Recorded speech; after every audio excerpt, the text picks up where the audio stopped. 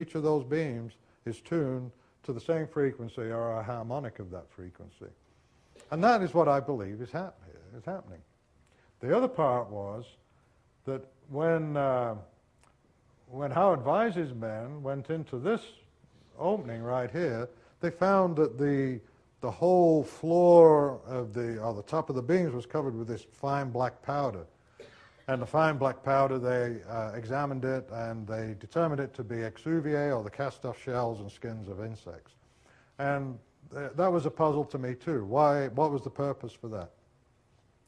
And then it all comes back down to the energy inside that chamber.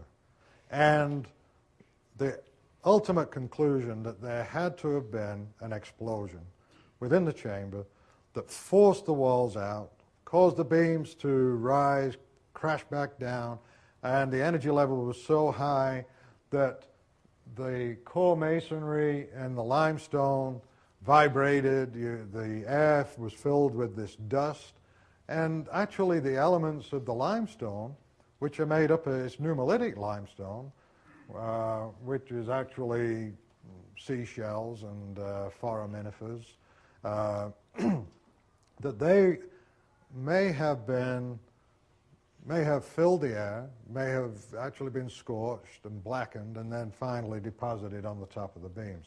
That's just a possibility.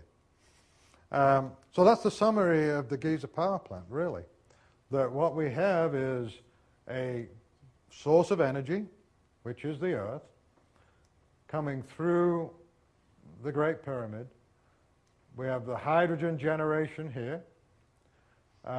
We have energy collected here. We have a resonator hall that collects the energy. That energy is directed into this chamber. The energy of that chamber is raised to a much higher level. It affects the hydrogen in that chamber. The hydrogen is pumped to a higher energy state. And then what we have is an input signal coming in. Oops, wrong one. An input signal coming in, collected from the universe. That's the source of your signal, coming in through this shaft into the chamber, and then something happens there. And I made an analogy when we were on the cruise with Body, Mind, Spirit Journey. We did what they call the conga. And I asked the group at my presentation, do you know what stimulated emission is? And everybody's going, oh yeah. And it's not a sexual thing, unless you want it to be. But a stimulated emission is a term that is used in a maser or laser. So you have microwave amplification through stimulated emission radiation. That's the acronym. Laser is light amplification through stimulated emission radiation. And then the stimulated emission part is where you have a photon which is emitted after an electron is forced down to its ground state. It releases a little packet of energy. That little packet of energy moves in a particular direction. And it can be entrained with other little packets of energy.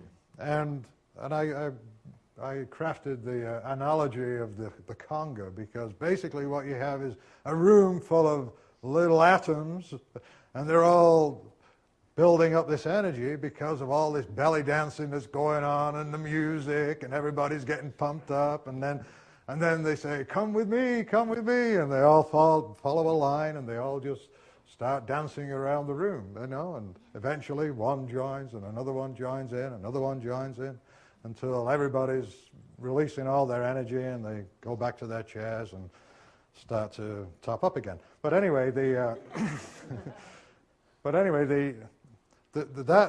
is actually a very loose analogy, but it really could work that way, because the photon in a laser or a maser strikes an electron that's at a higher state and drives it down to a lower state, and then that packet of energy that's released is entrained with the direction of the input signal.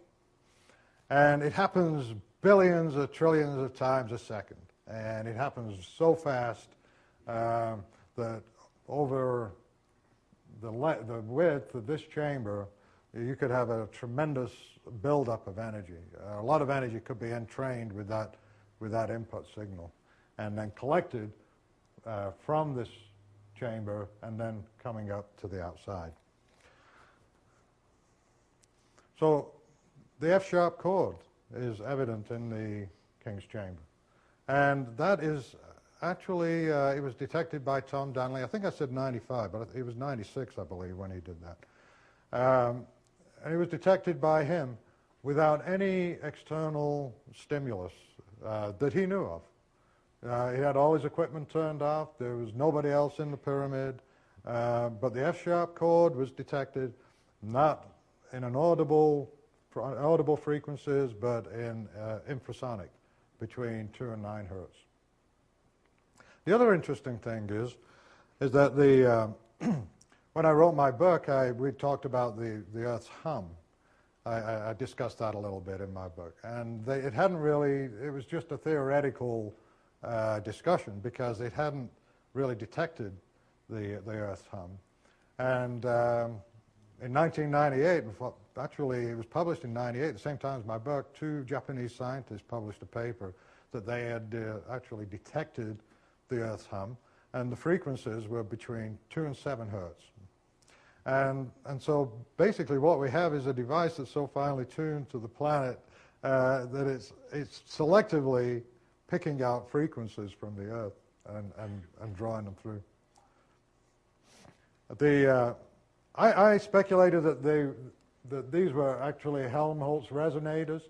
My thinking on that has changed a little bit because the Helmholtz resonator is the King's chamber, and that is actually the Helmholtz resonator. These were resonators, to be sure, but they were not Helmholtz in that they did not hold the energy, build the energy up inside them. They converted the vibration into airborne sound, and then that was directed through into the King's chamber. Oh, there's me. Oh, there's me again. No, that is Dr. Hawass, my new best friend. He controls all the pyramids and everything, and he shows all our people. Yeah, I met him in 2001 and with Gail Fallon, who was the producer of PAX Television, or Grizzly Adams, and so I used that entree to get into the Serapeum, and it was a very fruitful experience, really.